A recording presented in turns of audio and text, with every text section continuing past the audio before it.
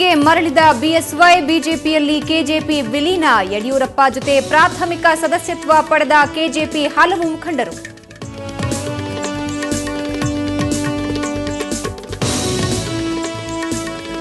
ಅಧಿಕಾರ ಮೋಹದಿಂದ ಬಿಜೆಪಿಗೆ ಸೇರ್ತಿಲ್ಲ. ಕಾಂಗ್ರೆಸ್ ಮುಕ್ತ ಭಾರತಕ್ಕಾಗಿ ಬಿಜೆಪಿ ಹೋರಾಟ. ನರೇಂದ್ರ ಮೋದಿ ಪಿಎಂ ಸೂಕ್ತ ಅಭ್ಯರ್ಥಿ ಅಂದ್ರು ಯಡಿಯೂರಪ್ಪ.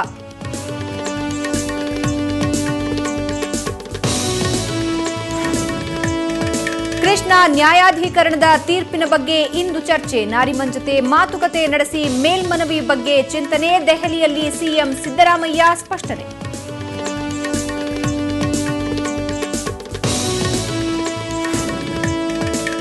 ಮೈಸೂರಿನಲ್ಲಿ ಸಿಎಫ್ಟಿಆರ್ಐ ನಿರ್ದೇಶಕರಿಗೆ ಮಸಿ ಬಳಿದ ಪ್ರಕರಣ. ಜಯಲಕ್ಷ್ಮೀಪುರಂ ಠಾಣೆಯಲ್ಲಿ ಪ್ರಕರಣ ದಾಖಲು. ಓರ್ವನ ಬಂಧನ.